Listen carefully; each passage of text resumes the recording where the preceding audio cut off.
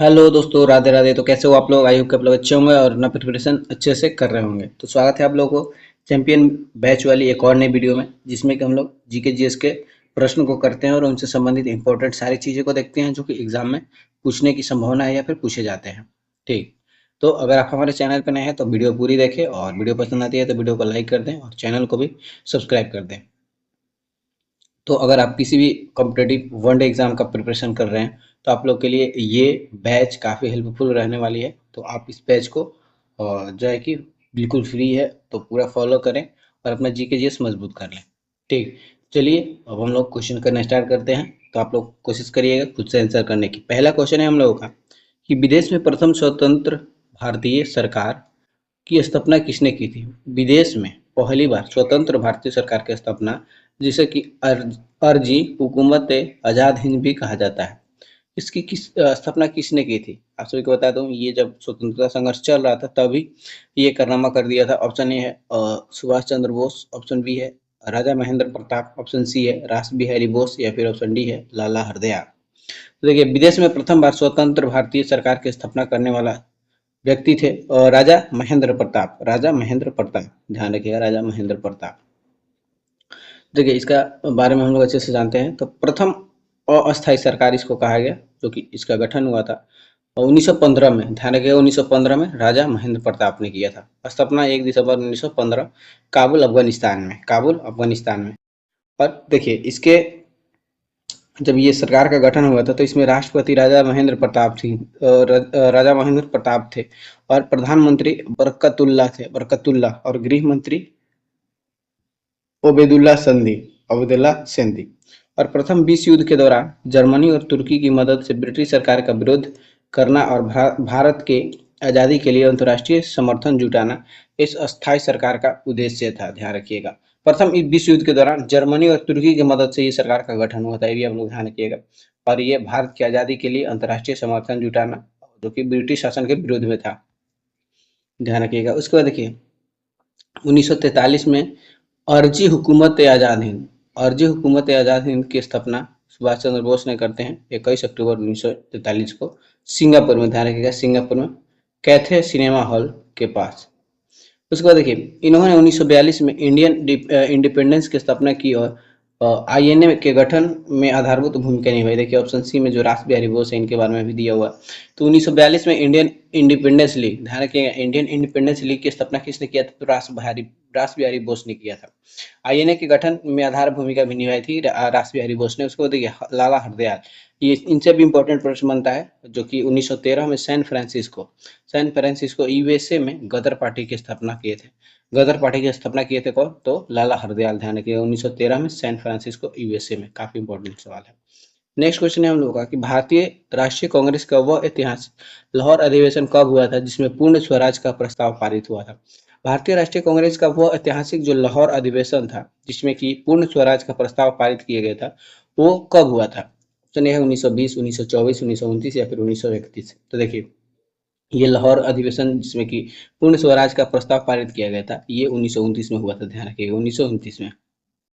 अब देखिए, लाहौर अधिवेशन के से संबंधित सारी इंपॉर्टेंट चीज़ें हम लोग देख लेते हैं। तो इसके अध्यक्ष सबसे पहले ध्यान रखिएगा जवाहरलाल नेहरू। लाहौर अधिवेशन जो 1929 में हुआ था, इसके अध्यक्ष जवाहरलाल नेहरू थे। ध्यान रखिएगा। और यह अधिवेशन रावी नदी के तट पर हुआ था। यह अधिवेशन कहाँ हुआ था? तो रावी नदी के तट पर हुआ था। 31 दिसंबर 1929 की आधी रात को नेहरू जी ने रावी नदी के तट पर पहली बार भारतीय स्वतंत्रता का प्रतीक तिरंगा झंडा लहराया था। देखिए, इसी अधिवेशन के दौरान पहली बार 31 दिसंबर 1929 को पहली बार तिरंगा भी लहराया गया था। और ब्रिटिश शासन से डोमिनियन स्टेट की मांग को त्याग कर पूर्ण स्वराज को अपना अंतिम लक्ष्य स्वीकार किया गया। देखिए, जो ब्रिटिश सरकार द्वारा डोमिनियन स्टेट की बात कही जा रही थी, उसको त्याग कर पूर्ण स्वराज का अपना अंतिम लक्ष्य स्वीकार किया गया इस अधिवेशन के दौरान। और इसी अधिवेशन में निर्णय लिया गया कि 26 जनवरी 1930 को पूरे देश में प्रथम स्वाधीनता दिवस के रूप में मनाया जाएगा। देखिए, इसी अधिवेशन के दौरान 26 जनवरी 1930 को ये निर्णय लिया गया कि पूरे देश में प्रथम स्वाधीनता दिवस के रूप में मनाया जाएगा। प्रथम स्वाधीनता दिवस के रूप में मनाया जाएगा 26 जनवरी 1930 को। ध्यान रखिएगा। इसी अधिवेशन में महात्मा गांधी को सविनय अवज्ञा आंदोलन शुरू करने का अधिकार दिया गया, जिसके बाद 1930 में प्रसिद्ध दांडी मार्च शुरू हुआ। देखिए, सभी नए अवज्ञा आंदोलन शुरुआत करने की अधिकार इसी अधिवेशन से दिया गया था, गांधी जी को ध्यान रखिएगा। और इसके लिए उन्होंने 1930 से दांडी मार्च शुरू कर देते हैं, ध्यान रखिएगा। तो दांडी मार्च भी की शुरुआत भी ध्यान रखिएगा 1930 में हुआ था। अब देखिए 1920 में यह नागपुर का अधिवेशन, 1920 में नागपुर का अधिवेशन हुआ था, ध्यान रखिएगा। और यहाँ से असहयोग आंदोलन को पुष्टि दी गई थी। असहयोग आंदोलन को पूरी तरह से पुष्टि दी गई थी नागपुर अधिवेशन में, लेकिन अधिकार मिला था लाहौर अधिवेशन में ही। एक्सेंट लाहौर अधिवेशन में इसकी क्या होता अधिकार मिला था, लेकिन पुष्टि दी गई थी किसमें, तो नागपुर अधिवेशन में। उसके बाद देखिए 1924 का बेलगाम अधिवेशन इसलिए इम्पोर्टेंट हो जाता है क्योंकि इसकी अध्यक्षता महात्मा गांधी ने मात्र एक बार ही कांग्रेस का अध्यक्षता की है, वो भी बेलगाम अधिवेशन, ध्यान रखिएगा। उसके बाद देखिए 1931 में हुआ था कराची अधिवेशन। 1931 में हुआ था कराची अधिवेशन, जिसकी अध्यक्षता सरदार वल्लभ भाई पटेल ने किए थे। सरदार वल्लभ भाई पटेल ने किया था, और इसी में मौलिक अधिकार का प्रस्ताव पारित हुआ था। 1931 के कराची अधिवेशन में ही मौलिक अधिकार का प्रस्ताव पारित हुआ था, ध्यान रखिएगा। और इसके अध्यक्षता कौन किए थे, तो सरदार वल्लभ भाई पटेल किए थे। तो काफी इंपॉर्टेंट है ये, जो कांग्रेस का अधिवेशन से जितने भी सारे हम लोग चीज देखें वो सब इंपॉर्टेंट है, ध्यान रखिएगा। चलिए नेक्स्ट क्वेश्चन है हम लोगों का कि कांग्रेस ने किस एकमात्र गोलमेज सम्मेलन में भाग लिया था। कांग्रेस किस एकमात्र गोलमेज सम्मेलन में भाग लिया था, और कांग्रेस का नेतृत्व किए थे महात्मा गांधी, ठीक है। तो ऐसे भी ध्यान रखिएगा, कांग्रेस के साथ साथ महात्मा गांधी भी एकमात्र ही गोलमेज सम्मेलन में भाग लिए थे। तो ऑप्शन उसका सही हो जाएगा, और द्वितीय गोलमेज सम्मेलन, ठीक ना, द्वितीय गोलमेज सम्मेलन मात्र सम्मेलन था जिसमें कांग्रेस के तरफ से महात्मा गांधी भाग लिए थे। और देखिए तीनों गोलमेज सम्मेलन के बारे में आप लोग जान लीजिए। तो प्रथम गोलमेज सम्मेलन जो कि 12 नवंबर 1930 से लेकर 19 जनवरी 1931 तक चला था।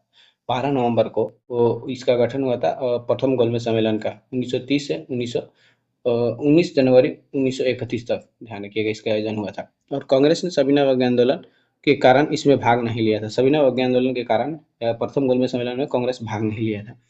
उसके बाद देखिए कांग्रेस का अनुपस्थिति के कारण यह सम्मेलन असफल रहा। कांग्रेस का अनुपस्थिति के कारण यह क्या था, सम्मेलन असफल रहा था। लेकिन इसमें मुस्लिम लीग, हिंदू महासभा, दलित वर्ग की तरफ से भीमराव अम्बेडकर और रियासत ये सभी भाग लिए थे, ठीक ना। मुस्लिम लीग, हिंदू महासभा, दलित वर्ग से भीमराव अम्बेडकर और रियासत ये प्रथम गोलमेज सम्मेलन में भाग लिए थे, ध्यान रखिएगा। उसके बाद देखिए द्वितीय गोलमेज सम्मेलन 7 सितंबर 1931 से 1 दिसंबर 1931 तक इसका आयोजन होता है। द्वितीय गोलमेज सम्मेलन का आयोजन 7 सितंबर 1931 से लेकर 1 दिसंबर 1931 तक चलता है। इसमें देखिए गांधी इरविन समझौते 1931 के बाद कांग्रेस इसमें शामिल होने को तैयार हुआ। देखिए गांधी इरविन समझौते जो 1931 में हुआ था, उसी के बाद कांग्रेस इसमें शामिल होने के लिए तैयार हुआ था। और महात्मा गांधी ने कांग्रेस के एकमात्र प्रतिनिधि के रूप में भाग लिया था। तो ध्यान रखिएगा, इसमें कांग्रेस के प्रतिनिधि के रूप में कौन भाग लिया था, तो महात्मा गांधी। और वे एस राजपूताना जहाज से लंदन गए थे। तो आप सभी को बता दो द्वितीय गोलमेज सम्मेलन का जो आयोजन हुआ था ये लंदन में ही हुआ था। तो ये पूछ लेता है कि लंदन जो गए थे महात्मा गांधी वो किस जहाज से गए थे, तो एस राजपूताना, ध्यान रखिएगा।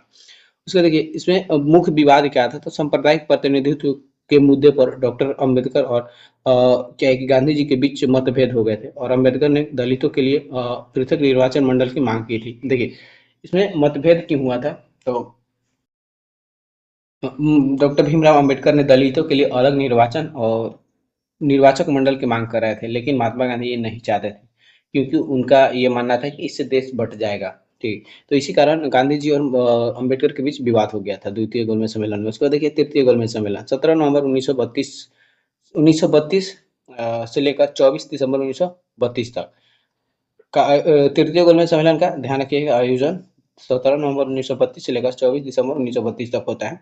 कांग्रेस और ब्रिटिश लेबर पार्टी ने इसमें भाग नहीं लिया था। देखिए कांग्रेस और ब्रिटिश लेबर पार्टी ने तृतीय गोलमेज सम्मेलन में भाग नहीं लिया था, और इसी सम्मेलन की सिफारिशों के आधार पर भारत सरकार अधिनियम 1935 का श्वेत पत्र भी तैयार किया गया था। तो देखिए पूछ लेता है कि भारत सरकार अधिनियम 1935 का श्वेत पत्र किस गोलमेज सम्मेलन के आधार पर तैयार किया गया था, तो ध्यान रखिएगा तो तृतीय गोलमेज सम्मेलन। तो इसमें मेन क्वेश्चन बनता है कि कांग्रेस किस सम्मेलन में भाग नहीं मतलब किस सम्मेलन में भाग लिया था, क्योंकि एकमात्र ही सम्मेलन में कांग्रेस भाग लिया था, और गांधी जी भी एकमात्र सम्मेलन में ही भाग लिया था। और ये पूछता है कि किस कारण महात्मा गांधी और अंबेडकर के बीच विवाद हुआ था, तो ध्यान रखिएगा सांप्रदायिक पंचायत, यानी कि सांप्रदायिक अलग निर्वाचन मंडल की बात कर रहे थे कौन, भीमराव अम्बेडकर।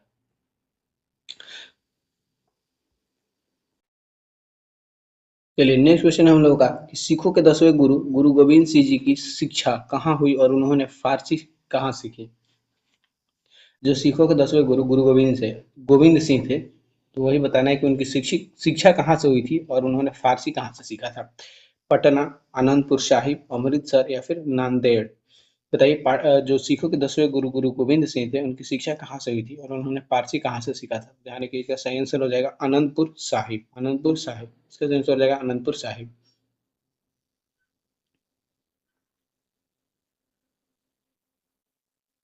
देखिए, अब इनके बारे में हम लोग अच्छे से जानते हैं। तो इनका जन्म 1666 पटना में हुआ था। इनका जन्म 1666 पटना में हुआ था और इनके पिता तेग बहादुर थे। इनके पिता पिता तेग बहादुर थे, जो कि सिख सिख के 9वें गुरु थे। सिखों के 9वें गुरु थे और माता थी गुर्जरी गुर्जरी माता इनकी गुर्जरी थी।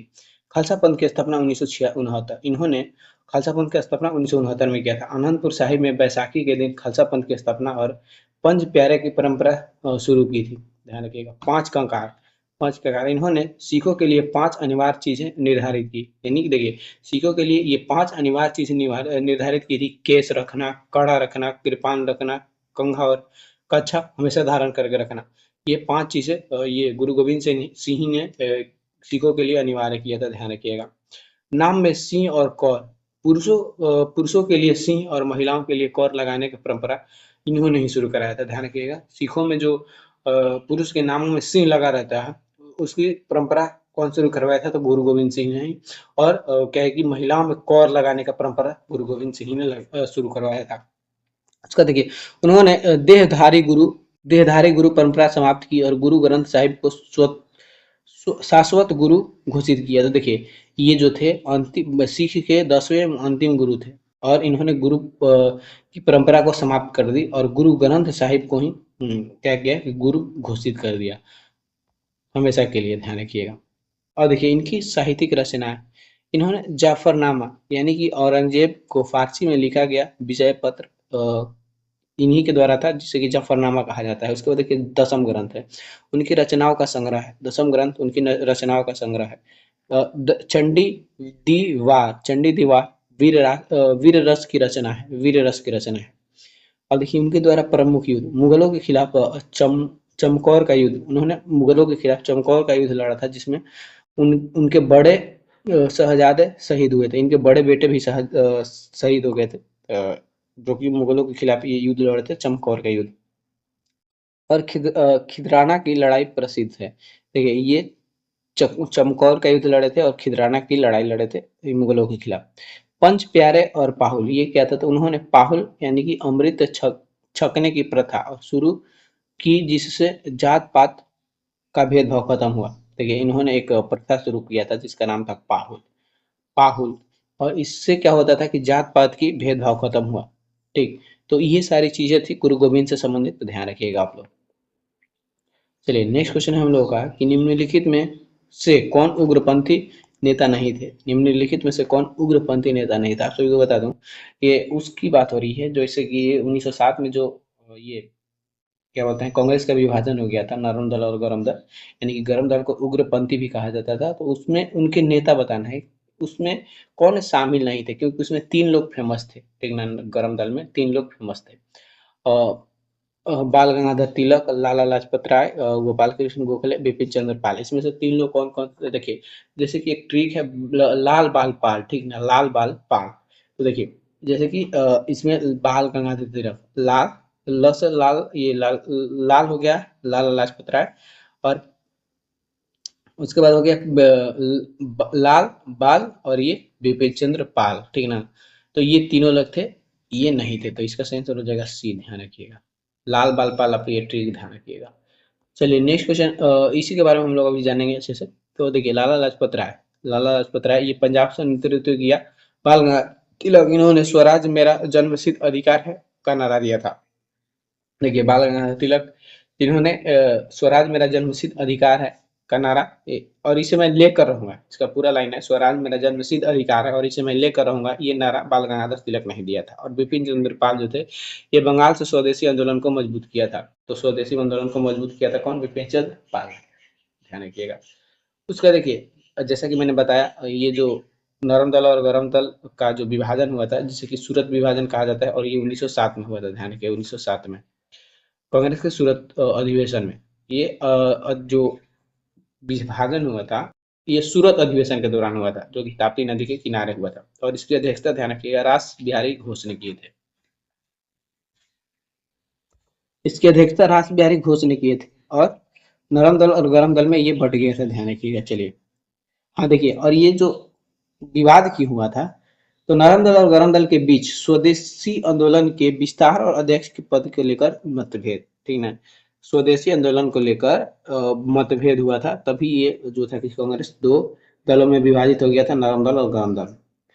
गरम दल लाला लाजपत राय या तिलक को अध्यक्ष बनाना चाहते थे, और वहीं नरम दल स्वदेशी आंदोलन को केवल बंगाल तक सीमित रखना चाहते थे, जबकि गरम दल इसे पूरे देश में फैलाना चाहते थे। देखिए, गरम दल लाला लाजपत राय को या तिलक को अध्यक्ष बनाना चाहते थे। गरम दल लाला लाजपत राय या तिलक को अध्यक्ष बनाना चाहते थे, तो वही नरम दल स्वदेशी आंदोलन को केवल बंगाल तक सीमित रखना चाहते थे, जबकि ये जो था गरम दल ये पूरे देश में फैलाना चाहते थे। तो इसी कारण ये विवाद हुआ था। ध्यान रखिएगा।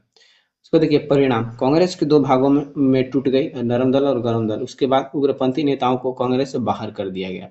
कांग्रेस से बाहर कर दिया गया उग्रपंथी नेता जो लाल बल पाल से। ध्यान रखिएगा। विभाजन से भारतीय राष्ट्रीय आंदोलन कमजोर पड़ गया, जिसका फायदा अंग्रेजों ने उठाया और तिलक जैसे नेताओं को जेल यानी कि मांडले जेल में भेज दिया। तो देखिए, इस विभाजन का फायदा उठाया ब्रिटिश सरकार, ठीक ना।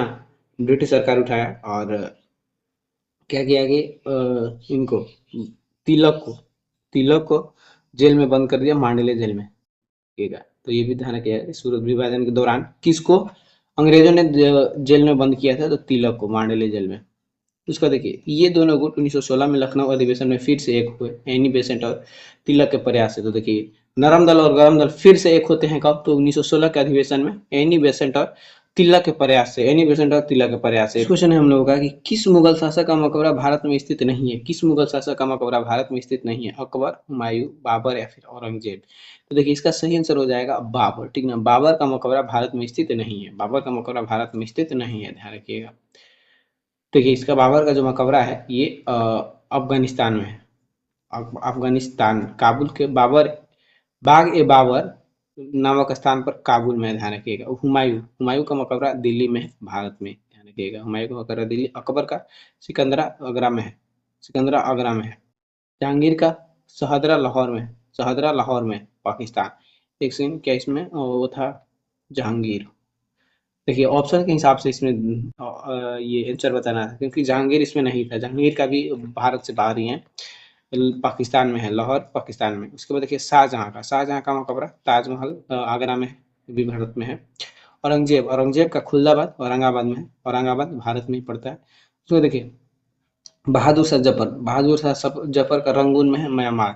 बहादुर शाह जफर का भी मकबरा जो है कि भारत से बाहर म्यांमार में है, यंगून या फिर रंगून। ठीक। तो देखिए, ये सभी मकबरे पूछे जाते हैं, तो इन सभी को आप लोग ध्यान रखिएगा, काफी इंपॉर्टेंट है। चलिए, नेक्स्ट क्वेश्चन है हम लोगों का कि प्रसिद्ध ऐतिहासिक स्मारक चार मीनार भारत के किस शहर में स्थित है? प्रसिद्ध ऐतिहासिक स्मारक चार मीनार भारत के किस शहर में स्थित है? औरंगाबाद, हैदराबाद, बीजापुर या फिर अहमदाबाद? तो ध्यान रखिएगा, चार मीनार जो है ये हैदराबाद में स्थित है। हैदराबाद ध्यान रखिएगा। अब देखिए, सभी महत्वपूर्ण स्मारक कुछ देख लेते हैं हम लोग, जो पूछा जाता है एग्जाम में। जैसे कि देखिए, ताजमहल जो है ये आगरा में है, और इसका निर्माण शाहजहां ने करवाया था। ताजमहल आगरा, शाहजहां। कुतुब मीनार दिल्ली, और देखिए इसको कुतुबुद्दीन ऐबक ने कार्य शुरू करवाया था, और इल्तुतमिश ने पूरा करवाया था। कुतुब मीनार बनाने के कार्य का शुरुआत कौन किया था? तो कुतुबुद्दीन ऐबक। इसको पूरा करवाया था इल्तुतमिश। लाल किला दिल्ली में शाहजहां ने बनवाया था। लाल किला दिल्ली, शाहजहां। आगरा का किला आगरा में अकबर ने बनवाया था। आगरा का किला आगरा में और अकबर ने बनवाया था। तो देखिए, बुलंद दरवाजा फतेहपुर सीकरी में है, और इसको भी अकबर ने ही बनवाया था, गुजरात विजय की याद में। बुलंद दरवाजा फतेहपुर सीकरी में है, और देखिए फतेहपुर सीकरी को भी बसाया था अकबर ने ही, क्योंकि अकबर में फिर वहां पर क्या कि बुलंद दरवाजा बनवाता है गुजरात विजय की याद में। उसके बाद देखिए, चार मीनार हैदराबाद में, इसको मोहम्मद कुली कुतुब शाह ने बनवाया था। चार मीनार मोहम्मद कुली कुतुब शाह ने बनवाया था हैदराबाद में। गोल गुम्बज बीजापुर में है। गोल गुम्बज बीजापुर में है, मोहम्मद आदिल शाह ने बनवाया था। मोहम्मद आदिल शाह ने बनवाया था गोल गुम्बज को। उसके बाद देखिए, कोणार्क का सूर्य मंदिर उड़ीसा में। कोणार्क का सूर्य मंदिर उड़ीसा में, इसको नरसिंह देव प्रथम ने बनवाया था, जो कि गंगवंश का शासक था।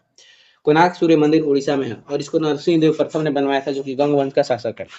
खजुराहो मंदिर मध्य प्रदेश में है और इसको चंदेल शासकों ने बनवाया था। खजुराहो मंदिर मध्य प्रदेश में है और इसे चंदेल शासकों ने बनाया था। सांची का स्तूप ये मध्य प्रदेश में है। सांची का स्तूप मध्य प्रदेश में है और इसको सम्राट अशोक ने बनवाया था। सम्राट अशोक ने बनवाया था। विजय स्तंभ चित्तौड़गढ़ में है। विजय स्तंभ चित्तौड़गढ़ में है और इसे राणा कुंभा ने बनवाया था। विजय स्तंभ चित्तौड़गढ़ में और इसे राणा कुंभा ने बनवाया था। हवा महल जयपुर में। हवा महल जयपुर में है और इसे सवाई प्रताप सिंह ने बनवाया था। सवाई प्रताप सिंह ने बनवाया था। हवा महल जयपुर में है और इसे सवाई प्रताप सिंह ने बनवाया था। उसके बाद देखिए 2.5 दिन का झोपड़ा अजमेर में है। 2.5 दिन का झोपड़ा अजमेर में है और इसे कुतुबुद्दीन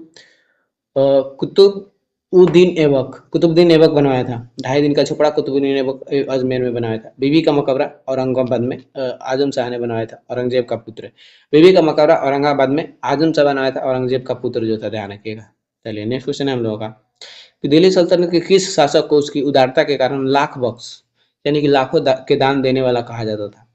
किसको लाख बख्श कहा जाता था, जो कि लाखों का दान करता था? और इल्तुतमिश, अलाउद्दीन खिलजी, कुतुबुद्दीन ऐबक, फिरोज शाह तुगलक। तो देखिए इसका सही आंसर हो जाएगा कुतुबुद्दीन ऐबक। कुतुबुद्दीन ऐबक को लाख बख्श कहा जाता था क्योंकि यह काफी दानी था।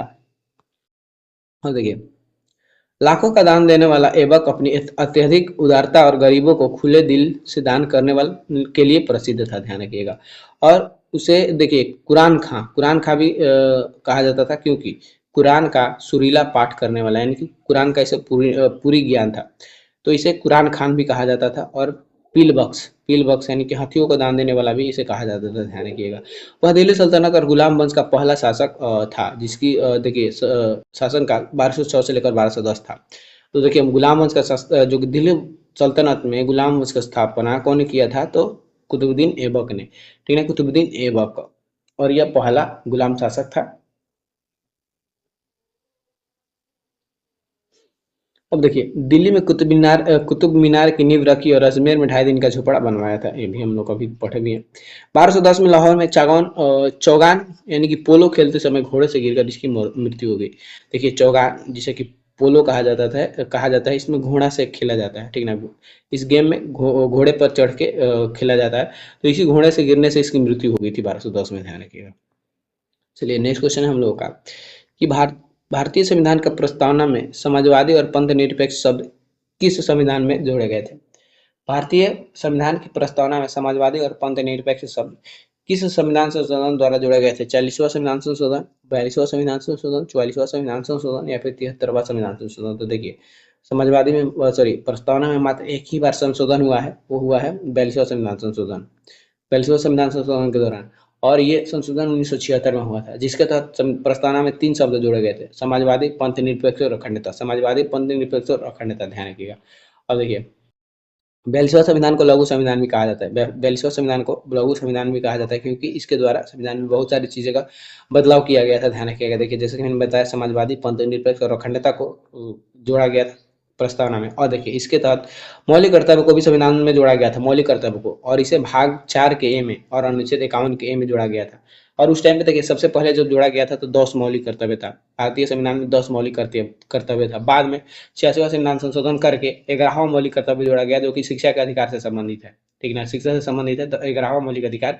और ये जो है कि मौलिक कर्तव्य 11वां मौलिक कर्तव्य। तो अब अभी जो है कि वर्तमान में कुल 11 मौलिक कर्तव्य है संविधान में, ध्यान रखिएगा, ठीक ना।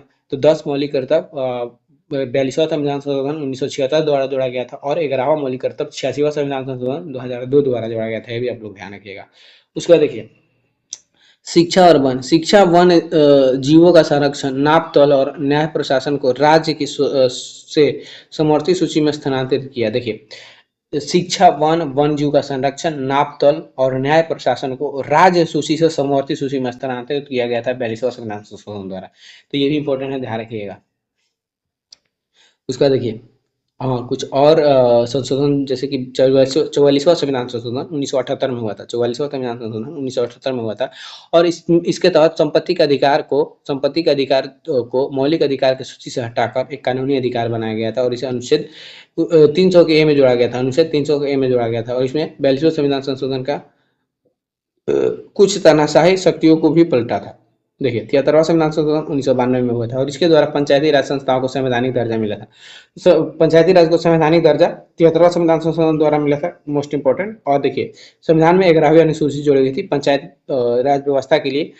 संविधान में 11वीं अनुसूची जोड़ी गई थी 73वां संविधान संशोधन द्वारा। उसके बाद देखिए 40वां संविधान संशोधन 1976 में हुआ था। 40वां संविधान संशोधन 1976 में हुआ था और यह मुख्य रूप से संसद को भारत के क्षेत्रीय समुद्र महाद्वीपीय शेल्फ और विशेष आर्थिक क्षेत्र ईईजी की सीमाएं निर्धारित करने की शक्ति देने से संबंधित है। 40वां संविधान संशोधन ये जो था ईईजी क्षेत्र, जैसे कि समुद्र के आसपास के जो क्षेत्र हैं उसको विशेष आर्थिक क्षेत्र यानी कि ईईजी की सीमाएं निर्धारित करने की शक्ति से संबंधित है 40वां संविधान संशोधन। तो उतना ये इम्पोर्टेंट नहीं है, पूछता भी नहीं है।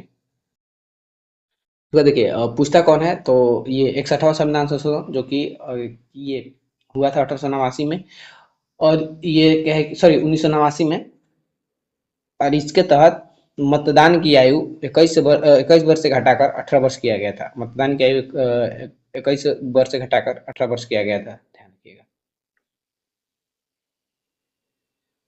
उसके बाद देखिए नेक्स्ट क्वेश्चन है हम लोग का कि निम्नलिखित में से कौन सा अनुच्छेद निवारक निरोध के तहत गिरफ्तार व्यक्तियों को सुरक्षा प्रदान करता है। निवारक निरोध के तहत अगर कोई व्यक्ति को गिरफ्तार कर लिया जाता है उसको सुरक्षा प्रदान करता है, यानी कि उसको अपने मन की वकील रखने का क्या है कि अधिकार देता है, ठीक ना। तो गिरफ्तारी से संबंधित सुरक्षा किस अनुच्छेद के तहत है। ऑप्शन ए है अनुच्छेद 20, अनुच्छेद 21, अनुच्छेद 22, अनुच्छेद 23। तो देखिए इसका सही आंसर हो जाएगा अनुच्छेद 22। अनुच्छेद 22 में क्या है, तो गिरफ्तारी के संबंध में संरक्षण है, गिरफ्तारी के संबंध में संरक्षण है जिसे कि निवारक निरोध कहा जाता है। देखिए भारतीय संविधान के अनुच्छेद 22 दो तरह के हिरासत से सुरक्षा प्रदान करता है, एक दंडात्मक और एक निवारक। दो तरह के हिरासत से सुरक्षा प्रदान करता है, एक दंडात्मक और एक निवारक। तो देखिए कैसे। निवारक निरोध, इसका अर्थ है कि अपराध होने से पहले ही व्यक्ति केवल संदेह के आधार पर हिरासत में ले लेना ताकि वो भविष्य में कोई अपराध ना कर सके। देखिए निवारक निरोध का अर्थ होता है अपराध होने से पहले, यानी कि कोई व्यक्ति क्या है कि अपराध करने वाला है, ठीक ना, अगर उसको पता चलता है कि ये अपराध करने वाला है तो उसको पहले ही हिरासत में ले लेना ताकि भविष्य में अपराध ना कर सके। अब देखिए प्रदान की गई सुरक्षाएं, अब इसके द्वारा जो निवारक निरोध के तहत जो अपराधी को क्या हिरासत में लिया गया है तो इसको क्या क्या सुरक्षा दी जाएगी। तो देखिए सलाहकार बोर्ड की अनुमति के बिना किसी व्यक्ति को अधिकतम 3 महीने तक ही हिरासत में रखा जा सकता है, तो इसको अधिकतम 3 महीने तक ही हिरासत में रखा जा सकता है। हिरासत में लिए गए व्यक्ति को उनकी गिरफ्तारी के आधारों के बारे में सूचित किया जाना चाहिए, हालांकि सार्वजनिक हित में राज्य इसे बताने से मना कर सकता है। तो हिरासत में जो लिया गया व्यक्ति है उसके बारे में बताने उसको कारण बताने का भी अधिकार है, कारण जानने का अधिकार, मतलब कि आपको कोई गिरफ्तार करने आ रहा है तो पुलिस से आप पूछ सकते हैं कि आप किस जुर्म में हमको गिरफ्तार कर रहे हैं। उसके बाद देखिए प्रतिनिधित्व का अधिकार, व्यक्ति को अपनी हिरासत के खिलाफ अभ्यवेदना करने का अवसर मिलना चाहिए। उसके बाद देखिए अनुच्छेद 20 क्या कहता है, तो अपराधों के लिए दोषी सिद्ध के संबंध में संरक्षण, जैसे कि एक अपराध की 2 बार सजा नहीं, एक अपराध की 2 बार सजा नहीं। और देखिए इसमें क्या होता है अनुच्छेद 20 में, इसमें एक अपराध के लिए एक ही सजा, और क्या होता है कि जिस टाइम ये अपराध किया है उस टाइम के कानून के हिसाब से इसे सजा मिलेगी। तो ये अपराधों के लिए दोषी सिद्ध के संबंध में संरक्षण से संबंधित है अनुच्छेद 20। उसके बाद अनुच्छेद 21 में क्या है, तो जीवन और व्यक्तिगत स्वतंत्रता का अधिकार, जीवन और व्यक्तिगत स्वतंत्रता का अधिकार। और अनुच्छेद 23 में है मानव तस्करी और जबरन श्रम पर रोक। तो ये सभी मौलिक अधिकार है जो कि इम्पोर्टेंट है और इसी में से क्वेश्चन फंसते हैं, ठीक ना। अनुच्छेद 21, 20, 21, 22, अनुच्छेद 20, 21, 22, 23 जो है ना काफी इंपॉर्टेंट है। मौलिक अधिकार से ये क्वेश्चन हमेशा पूछे जाते हैं तो आप लोग ध्यान रखिएगा, ये चारों जो अनुच्छेद है काफी इंपॉर्टेंट है। चलिए नेक्स्ट क्वेश्चन है हम लोगों का कि भारत के राष्ट्रपति के पास पॉकेट वीटो की शक्ति का क्या अर्थ है। भारत के राष्ट्रपति के पास पॉकेट वीटो की शक्ति का क्या अर्थ है। विधेयक को वापस भेजना, विधेयक पर अपनी सहमति देना, या फिर विधेयक को अनिश्चित काल के लिए लंबित रखना, या विधेयक को अस्वीकार करना। तो देखिए पॉकेट वीटो का मतलब होता है विधेयक को अनिश्चित काल के लिए लंबित रखना, यानी कि कोई भी विधेयक संसद सदन से पास होकर आता है किसके पास, तो ये राष्ट्रपति के पास, तो उस कानून को उस विधेयक को क्या करते हैं कि अपने पास ही रख लेते हैं, ठीक ना, अपने पास ही रख लेते हैं, उसके बारे में बताते नहीं और लंबे समय तक उसके अपने पास रखे रहते हैं, तो इसी को ही पॉकेट वीटो कहा जाता है। ध्यान रखिएगा, पॉकेट वीटो। अब देखिए, इसका प्रयोग 1986 में ज्ञानी जैल सिंह ने भारतीय डाक संशोधन विधेयक पर किया था। देखिए, पहली बार इसका प्रयोग 1986 में ज्ञानी जैल सिंह ने किया था, ठीक ना, ज्ञानी जैल सिंह ने किया था, जो कि भारतीय डाक संशोधन विधेयक केस था, ठीक ना, भारतीय डाक संशोधन विधेयक जो था उस पर ये किया था। देखिए, राष्ट्रपति की पॉकेट वीटो शक्ति का अर्थ, राष्ट्रपति किसी विधेयक पर ना तो सहमति देते हैं, ना उसे अस्वीकार करते हैं और ना ही उसे पुनर्विचार के लिए वापस भेज देते। देखिए, जब कोई विधेयक राष्ट्रपति के पास जाता है तो ना उस पर अपनी सहमति देते हैं और ना उसे अस्वीकार करते हैं और ना ही उसे पुनर्विचार के लिए वापस भेजते हैं, तो वह बस विधेयक को अनिश्चित काल के लिए अपने पास लंबित रख लेते हैं। इसी का मतलब होता है पॉकेट वीटो। तो देखिए, संविधान, भारतीय संविधान का अनुच्छेद 111, अनुच्छेद 111 राष्ट्रपति की वीटो शक्ति से संबंधित है।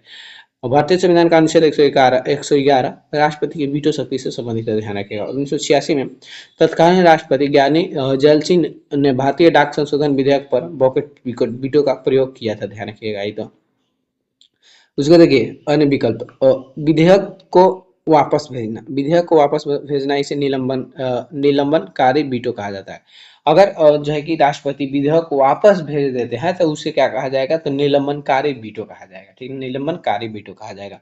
विधेयक पर अपनी सहमति देना, यानी राष्ट्रपति अपना विधेयक पर सहमति दे देते हैं तो यह सामान्य प्रक्रिया है, जिसके बाद विधेयक अधिनियम बन जाता है। तो देखिए, अगर राष्ट्रपति सहमति दे देते हैं तो कोई भी विधेयक कानून बन जाता है, तो ये तो सिंपल सी बात है। उसके बाद देखिए, विधेयक को अस्वीकार करना, यानी कि राष्ट्रपति अब विधेयक को अस्वीकार कर लेते हैं तो इसे अत्यंतिक वीटो कहा जाता है। अत्यंतिक वीटो कहा जाता है, यानी कि कोई विधेयक को राष्ट्रपति अस्वीकार कर देते हैं तो उसे अत्यंतिक वीटो कहा जाता है, जिसमें विधेयक समाप्त हो जाती है, यानी कि वो कानून नहीं बनती है। तो ये सभी आप लोग समझ जाइएगा। पॉकेट वीटो, अत्यंतिक वीटो, निलंबनकारी वीटो, काफी ये सभी पूछे जाते हैं। उसको देखिए, भारत में नियंत्रक और महालेखा परीक्षक की रिपोर्ट की जांच कौन सी संसदीय समिति करती है?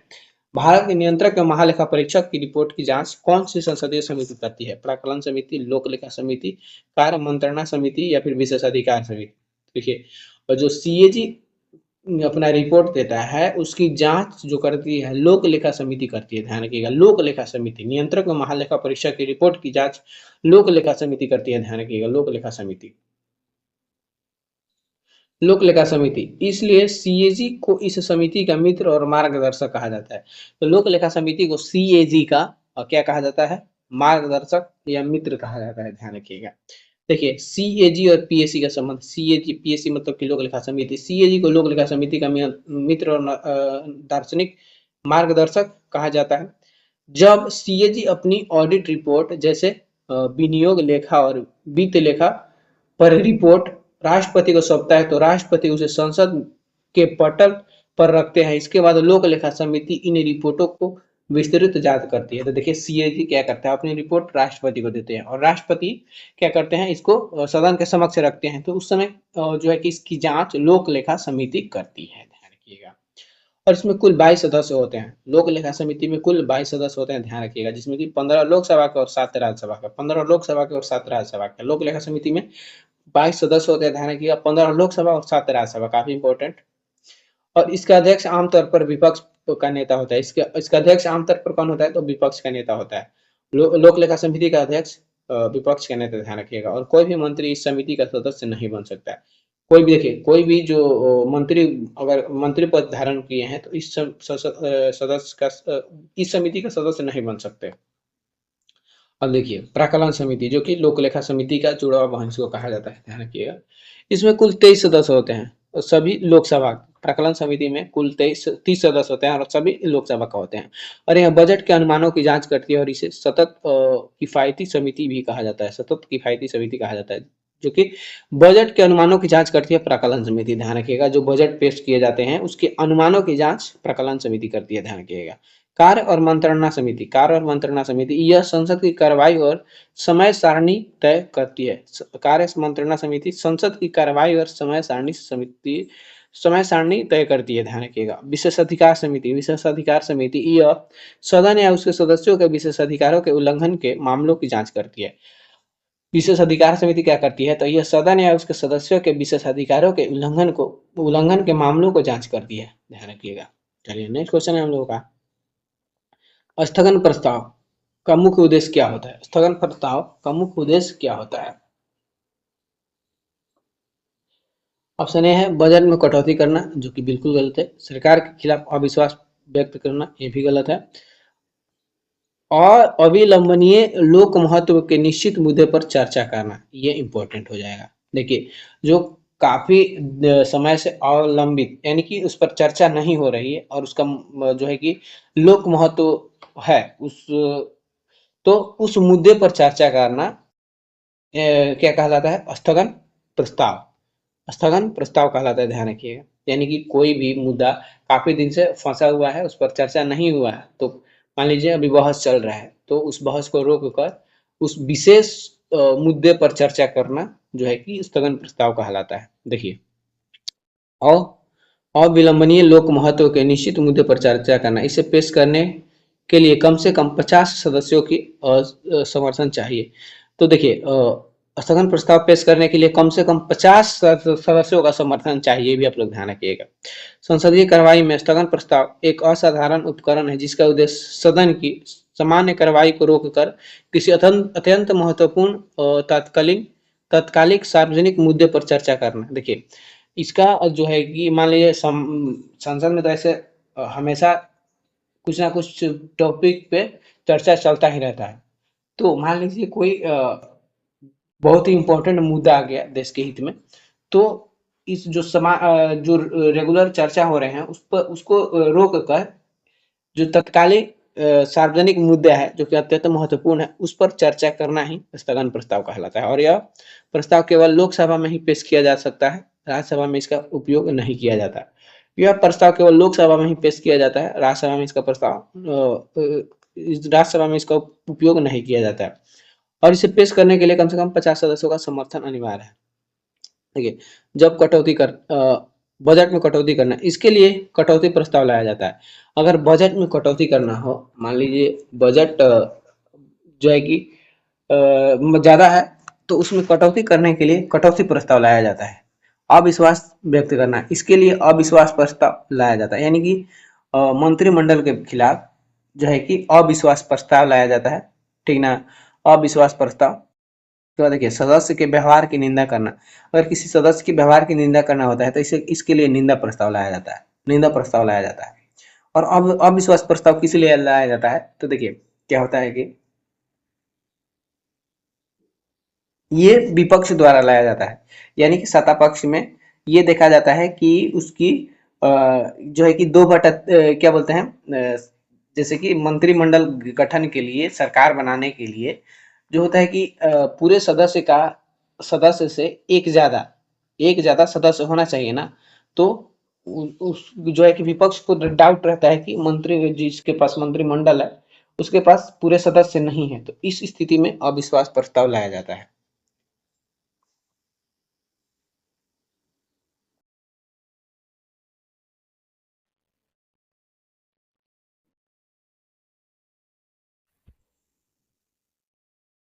नेक्स्ट क्वेश्चन है, सरकारी आयोग का गठन निम्नलिखित में से किसके संबंध में सुझाव देने के लिए किया गया था? सरकारी आयोग का गठन निम्नलिखित में से किसके संबंध में सुझाव देने के लिए किया गया था? कावेरी जल विवाद, केंद्र और राज्यों के संबंध और भाषाई राज्यों का गठन। तो देखिए, सरकारी आयोग का गठन जो किया गया था ये केंद्र राज्य के संबंध में सुझाव देने के लिए, ठीक ना। यानी कि ये जो है सरकारी आयोग है ये केंद्र राज्य से संबंधित है। तो देखिए कैसे, इसके बारे में आप लोग को हम बताते हैं। तो भारत सरकार द्वारा 1983 में स्थापित सरकारी आयोग का मुख्य कार्य भारतीय संघीय प्रणाली के तहत केंद्र और राज्य सरकारों के बीच शक्ति संतुलन और संबंधों की जांच करना। तो इसका गठन ध्यान रखिएगा 1983 में हुआ था, इसका गठन 1983 में हुआ था और इसका मुख्य कार्य था भारतीय संघीय प्रणाली के तहत केंद्र और राज्य के सरकारों के बीच शक्ति के संतुलन को जांच करना, ठीक ना, शक्ति संतुलन को जांच करना। और इसके अध्यक्ष सेवानिवृत्त न्यायमूर्ति रंजीत सिंह सरकारिया थे, ठीक ना। इसके अध्यक्ष कौन थे, तो सेवानिवृत्त न्यायमूर्ति रंजीत सिंह सरकारिया थे। और अन्य सदस्य में Shri B Sivaraman, doctor S R Sen थे। आयोग ने अपनी रिपोर्ट 1988 में सौंपी जिसमें कुल 247 सिफारिशें शामिल थी। देखिए, इस आयोग ने अपनी रिपोर्ट को 1988 में सौंपी थी जिसमें कि कुल 247 सिफारिशें शामिल थी। अब देखिए, भाषाई राज्यों का गठन के लिए भी आयोग की स्थापना किया गया था। उसका नाम था फजल अली आयोग। तो मेन चीज यहाँ पर ध्यान रखना है, सरकारी आयोग ये केंद्र और राज्य से संबंधित है, केंद्र और राज्य के बीच संबंध से संबंधित है। और ये जो भाषाई आधार पर राज्यों का गठन के लिए फजल अली आयोग का गठन किया गया था। और देखिए, उसके बाद कर सुधार के लिए, भारत में कर सुधार के लिए चिल्लाया समिति और राजा चेलैया समिति जानी जाती है। चेलैया समिति या फिर राजा चेलैया समिति, ध्यान रखिएगा, ये कर सुधार से संबंधित है। फजल अली आयोग यह भाषाई आधार पर राज्यों का गठन से संबंधित है। और सरकारीय समिति केंद्र और राज्य के बीच संबंध। नेक्स्ट क्वेश्चन है हम लोगों का कि संविधान के किस अनुच्छेद के तहत सर्वोच्च न्यायालय को अपने ही निर्णय या आदेश की समीक्षा करने की शक्ति है?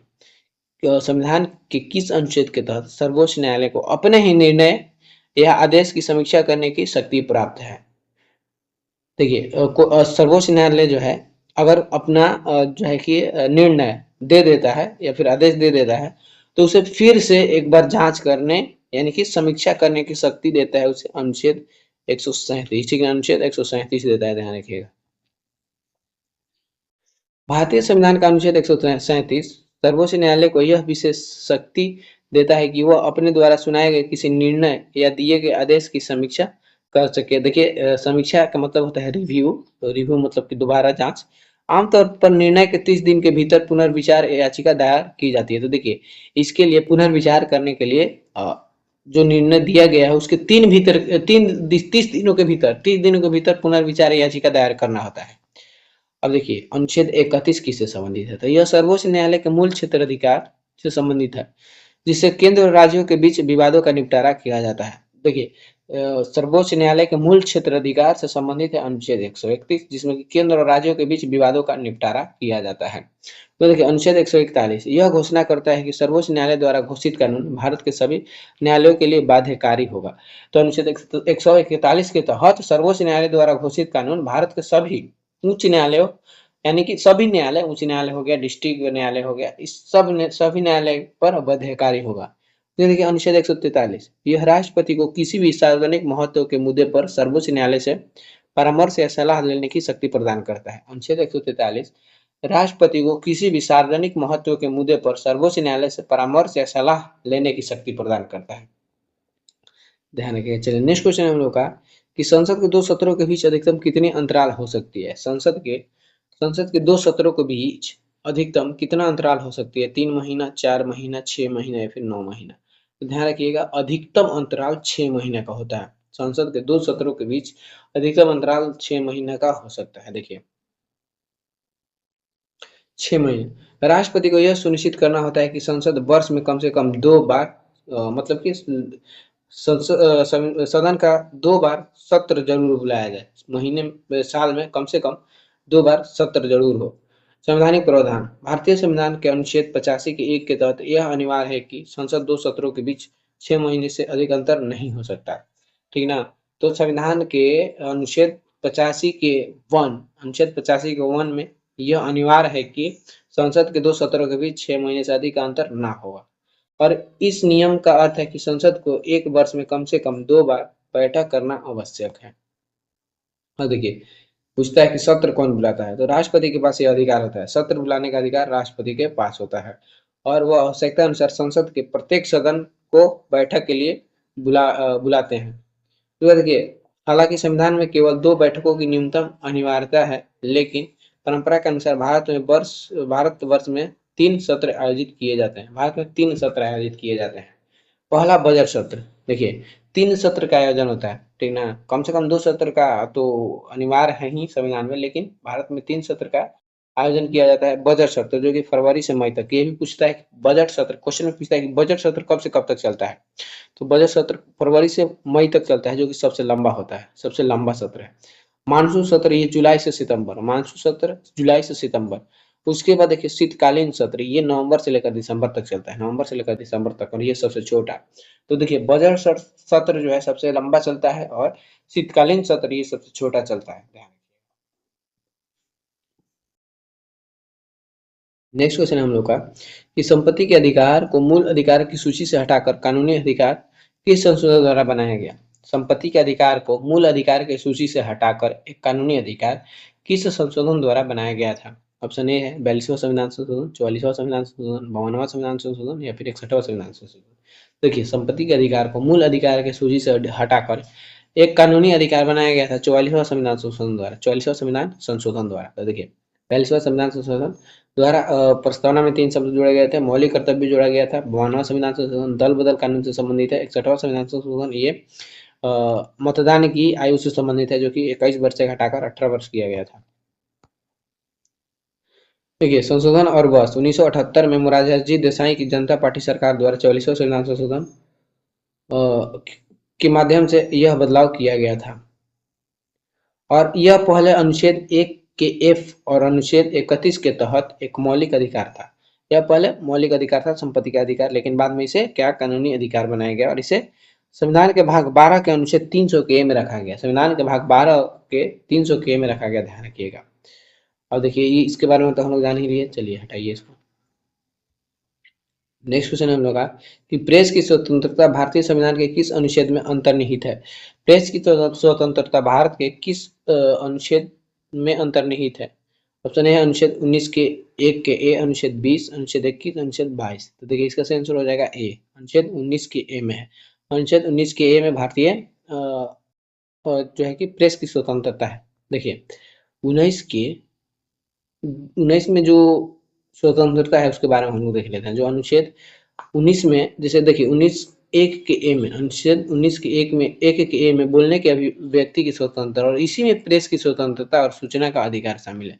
प्रेस की स्वतंत्रता और सूचना का अधिकार 19 के 1 के ए में है। 19 1 के बी में शांतिपूर्ण और बिना हथियारों को के सभा करने की स्वतंत्रता। अनुच्छेद 1 के बी, अनुच्छेद 1 के बी में और शांतिपूर्ण और बिना हथियारों के सभा करने की स्वतंत्रता। सी में संघ या समितियां बनाने की स्वतंत्रता। डी में भा, भारत के पूरे क्षेत्र में स्वतंत्र रूप से घूमने की स्वतंत्रता। ई में भारत के किसी भी हिस्से में बसने या निवास करने की स्वतंत्रता। जी में कोई भी पेशा, व्यापार या व्यवसाय करने की स्वतंत्रता। ठीक है, तो ये आप लोग ध्यान रखिएगा। ए में बोलने की स्वतंत्रता है, बी में सभा करने की स्वतंत्रता है, सी में संघ या समितियां बनाने की स्वतंत्रता है, डी में भारत में पूरे क्षेत्र में घूमने की स्वतंत्रता, ई में भारत के किसी भी हिस्से में बसने की स्वतंत्रता, और जी में जो है कि पेशा या व्यापार करने की स्वतंत्रता। उसका देखिए 20, ये जो 19 20 21 22 ये जो है कि स्वतंत्रता के अधिकार, स्वतंत्रता के अधिकार से संबंधित है। जो मौलिक अधिकार में स्वतंत्रता के अधिकार है 19 से लेकर 20 तक है, 22 तक है। उसी में देखिए 20 में क्या है, तो अपराधों के लिए दोषी सिद्ध के संबंध में संरक्षण, जैसे कि एक ही अपराध के लिए एक ही बार सजा, 2 बार सजा नहीं। उसका देखिए अनुच्छेद 21 में है जीवन और व्यक्तिगत स्वतंत्रता, जीवन और व्यक्तिगत स्वतंत्रता। अनुच्छेद 22 में कुछ मामलों में गिरफ्तारी और निरोध के संरक्षण, कुछ मामलों में गिरफ्तारी और निरोध के संरक्षण। चलिए नेक्स्ट क्वेश्चन है हम लोग का कि लोकसभा में कोरम यानी गणपूर्ति की कुल सदस्य की संख्या कितना होता है? यानी कि लोकसभा में कोरम यानी कि गणपूर्ति के लिए सदस्यों की कुल संख्या कितना होता है? 1/6, 1/5, 1/10, 1/12। देखिए जो है कि लोकसभा में गणपूर्ति के लिए 1/10 सदस्य होना अनिवार्य है, यानी कि कुल सदस्य का 1/10 सदस्य होना अनिवार्य है गणपूर्ति के लिए। देखिए भारतीय संविधान का अनुच्छेद 103 के तहत कोरम का प्रावधान किया गया है। अनुच्छेद 103 के तहत कोरम का प्रावधान किया गया है, और यह सदन की बैठक आयोजित करने के लिए आवश्यक सदस्यों की वह न्यूनतम संख्या है जिसके बिना संसद की कार्रवाई वैध नहीं मानी जाती है। देखिए अगर कुल सदस्य का 1/10 सदस्य सदन में मौजूद नहीं है, तो लोकसभा सदन में अगर मौजूद नहीं है तो कोई भी अगर कार्रवाई होती है तो वो वैध नहीं मानी जाएगी, ध्यान रखिएगा। और देखिए न्यूनतम सदस्य लोकसभा के लिए जो है कि कम से कम 55 सदस्य होना चाहिए। गणपूर्ति के लिए कम से कम 55 सदस्य, और राज्यसभा में कम से कम 45 सदस्य। जो कि कुल सदस्यों का 1/10 है, ठीक ना, कुल सदस्यों का 1/10, वो भी अध्यक्ष सहित, अध्यक्ष और सभापति सहित, ये चीज आप लोग ध्यान रखिएगा। यदि कोरम पूरा नहीं होता है तो पीठासीन अधिकारी, अध्यक्ष या सभापति, जैसे कि लोकसभा के अध्यक्ष और राज्यसभा के सभापति का यह कर्तव्य है कि वह सदन को स्थगित कर दे या बैठक को तब तक के लिए रोक दे जब तक कोरम पूरा ना हो जाए। तो देखिए, संसद के सॉरी लोकसभा के अध्यक्ष या राज्यसभा के सभापति का यह कर्तव्य होता है कि जब तक कोरम पूरा नहीं होता है तब तक वह सदन को स्थगित कर दे या फिर बैठक को तब तक के लिए रोक दे जब तक कि कोरम पूरी ना हो जाए।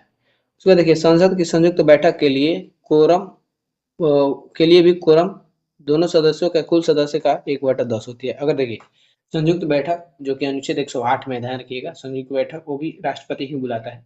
तो इसके संयुक्त बैठक के लिए भी ये दोनों सदन यानी कि राज्यसभा और लोकसभा दोनों के कुल सदस्य का 1/10 सदस्य होना जरूरी है संयुक्त बैठक के लिए भी, ध्यान रखिएगा।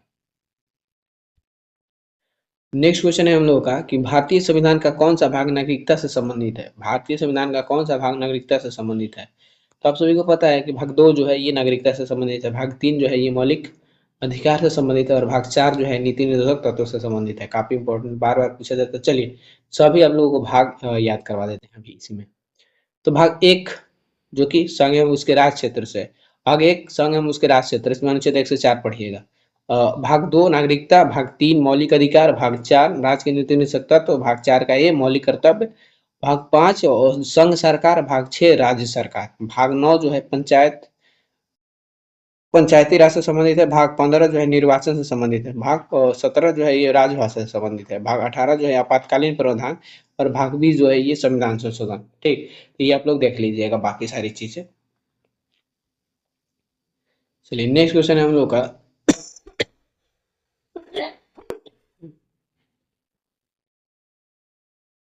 कि सर्वोच्च न्यायालय में के मुख्य न्यायाधीशों के वेतन कहाँ से दिया जाता है। सर्वोच्च न्यायालय के मुख्य न्यायाधीशों के वेतन कहाँ से दिया जाता है। आकस्मिक निधि, संचित निधि, सार्वजनिक खाता या फिर इनमें से कोई नहीं। तो देखिए, सर्वोच्च न्यायालय के मुख्य न्यायाधीशों का वेतन ये संचित निधि से दिया जाता है। संचित निधि से, ध्यान रखिएगा, सर्वोच्च न्यायालय के मुख्य न्यायाधीशों का वेतन संचित निधि से दिया जाता है। देखिए अनुच्छेद 125 में संविधान का यह अनुच्छेद सर्वोच्च न्यायालय के न्यायाधीशों के वेतन भत्ते और पेंशन से संबंधित है। अनुच्छेद 125 जो कि सर्वोच्च न्यायालय के न्यायाधीश के वेतन और भत्ते से संबंधित, ध्यान रखिएगा। वही अनुच्छेद 146 के 3 जो है यह स्पष्ट करता है कि सर्वोच्च न्यायालय के सभी प्रशासनिक खर्चे और न्यायाधीशों के वेतन भारत के संचित निधि पर आधारित होंगे। ध्यान रखिएगा, अनुच्छेद 146 के तहत सर्वोच्च न्यायालय के सभी प्रशासनिक खर्चे और न्यायाधीश के वेतन भारत के संचित निधि पर आधारित है, ध्यान रखिएगा। और देखिए, मुख्य न्यायाधीश के जो वेतन होता है ये 2,80,000 होता है, वही अन्य न्यायाधीश के 2,50,000 होता है और इनकी नियुक्ति राष्ट्रपति द्वारा किया जाता है। ध्यान रखिएगा, मुख्य न्यायाधीशों की नियुक्ति राष्ट्रपति द्वारा किया जाता है और शपथ राष्ट्रपति या उनके द्वारा नियुक्त व्यक्ति के समक्ष होता है। राष्ट्रपति द्वारा या उनके द्वारा नियुक्त किसी व्यक्ति के समक्ष होता है इनके शपथ। त्याग पत्र ये अपना राष्ट्रपति को सौंपते हैं और इनकी रिटायरमेंट की आयु है 65 वर्ष। रिटायरमेंट की आयु 65 वर्ष है। अब देखिए हाई कोर्ट इनका वेतन राज्य के संचित निधि से दिया जाता है, लेकिन इनकी पेंशन जो है भारत की संचित निधि से दी जाती है। देखिए, हाई कोर्ट का जो न्यायाधीश होते हैं उनको वेतन राज्य के संचित निधि से दिया जाता है, राज्य के संचित निधि से, लेकिन इनकी पेंशन जो दिया जाता है भारत की संचित निधि से दिया जाता है, ध्यान रखिएगा। नेक्स्ट क्वेश्चन है हम लोगों का कि राज्य का सर्वोच्च विधि अधिकारी, राज्य का सर्वोच्च विधि अधिकारी कौन होता है। महान्यायवादी, महाधिवक्ता, विधि मंत्री या फिर राज्यपाल। देखिए, जैसे केंद्र में जो विधि अधिकारी महान्यायवादी होता है, उसी प्रकार राज्य का सर्वोच्च विधि अधिकारी महाधिवक्ता होता है। महाधिवक्ता, ध्यान रखिएगा, महाधिवक्ता। अब देखिए, भारतीय संविधान का अनुच्छेद 165, भारतीय संविधान का अनुच्छेद 165 के तहत प्रत्येक राज्य के लिए महाधिवक्ता के पद का प्रावधान है। महाधिवक्ता के पद का प्रावधान है और इनकी नियुक्ति राज्य के राज्यपाल द्वारा की जाती है। इनकी नियुक्ति राज्य के राज्यपाल द्वारा की जाती है। योग्यता, महाधिवक्ता बनने के लिए व्यक्ति में 5 उच्च न्यायालयों का न्यायाधीश नियुक्त होने की योग्यता होनी चाहिए। देखिए, महाधिवक्ता बनने के लिए उच्च न्यायालय का न्यायाधीश, महाधिवक्ता बनने के लिए व्यक्ति में उच्च न्यायालय के न्यायाधीश नियुक्त होने की योग्यता होनी चाहिए। ध्यान रखिएगा, अगर कोई भी व्यक्ति को महाधिवक्ता बनना है, तो अगर उसे उच्च न्यायालय के न्यायाधीश बनने की योग्यता है, तो वो क्या है कि महाधिवक्ता बन सकता है। इसको देखिए, अधिकार, अनुच्छेद 177 के तहत महाधिवक्ता को राज्य विधानमंडल के दोनों सदनों की कार्रवाई में भाग लेने और बोलने का अधिकार है, लेकिन उन्हें मतदान करने का अधिकार नहीं होता है, जैसे कि केंद्र में महान्यायवादी के पास होता है। उसी प्रकार सेम राज्य में अनुच्छेद 117 के तहत महाधिवक्ता को राज्य मंडल के दोनों सदनों में कार्यवाही में भाग लेने का और बोलने का अधिकार होता है, लेकिन वोट देने का अधिकार नहीं होता है। तो देखिए, महान्यायवादी, जैसे कि मैं बताया, केंद्र सरकार में होता है, अनुच्छेद 176। महान्यायवादी जो है, ये अनुच्छेद 76 के तहत ये केंद्र सरकार का सर्वोच्च विधि अधिकारी होता है। ध्यान रखिएगा। नेक्स्ट क्वेश्चन है हम लोगों का कि नाथुला दर्रा भारत के किस राज्य में स्थित है? नाथुला दर्रा भारत के किस राज्य में स्थित है? उत्तराखंड, हिमाचल प्रदेश, सिक्किम या फिर अरुणाचल प्रदेश? तो देखिए, नाथुला दर्रा जो है ये सिक्किम में स्थित है। सिक्किम में नाथुला दर्रा कहाँ पर है? सिक्किम में। ध्यान रखिए, सिक्किम में। अब देखिए, बनिहाल दर्रा जम्मू कश्मीर को श्रीनगर से जोड़ता है, जो कि जम्मू कश्मीर में है। बनिहाल दर्रा जम्मू कश्मीर में है और यह जम्मू को श्रीनगर से जोड़ता है। ध्यान रखिएगा। और जवाहर सुरंग यहीं पर स्थित है, बनिहाल दर्रा में। उसके बाद देखिए, सिपकिला दर्रा हिमाचल प्रदेश में है और यह सतलुज नदी का प्रवेश द्वार है, प्लस तिब्बत का रास्ता भी है। सतलुज नदी का प्रवेश द्वार और तिब्बत का रास्ता भी है सिपकिला दर्रा। रोहतांग दर्रा ये भी हिमाचल प्रदेश में है और यह मनाली को लाहौल से जोड़ता है, और अटल टनल इसी दर्रा में है, रोहतांग दर्रा में। लिपुलेख दर्रा उत्तराखंड में है, और यह कैलाश मानसरोवर यात्रा का मार्ग, लिपुलेख दर्रा कैलाश मानसरोवर यात्रा का मार्ग है। तो देखिए, नाथुला दर्रा ये सिक्किम में है, भारत और चीन व्यापार का मुख्य मार्ग है। बोमडिला दर्रा यह अरुणाचल प्रदेश में है, तिब्बत जाने का रास्ता। बोमडिला दर्रा से हुई होकर तिब्बत जाया जाता है। उसके बाद देखिए, तुजू दर्रा ये मणिपुर में है। तुजू दर्रा मणिपुर में है और यह भारत के को म्यांमार से जोड़ता है, ध्यान रखिएगा।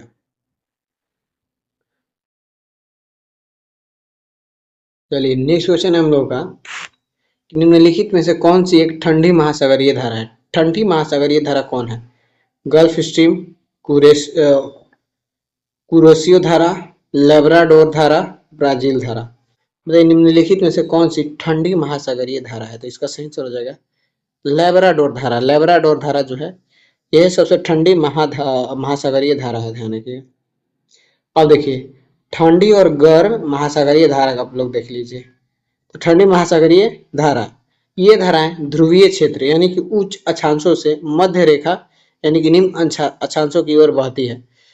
ठंडी महासागरीय धारा उच्च अक्षांशों से होकर ये क्या है कि निम्न अक्षांशों की ओर बहती है, यानी कि ध्रुवीय क्षेत्र से होकर ये ध्रुवीय क्षेत्र से भूमध्य रेखा, जो आप लोग जैसे कि पृथ्वी, ये देखिए इधर ध्रुव है, ठीक ना, और इधर बीच में भूमध्य रेखा है, तो ये इधर से भूमध्य रेखा की ओर, ठीक ना, ध्रुव से भूमध्य रेखा की ओर बहती है। ध्यान रखिएगा।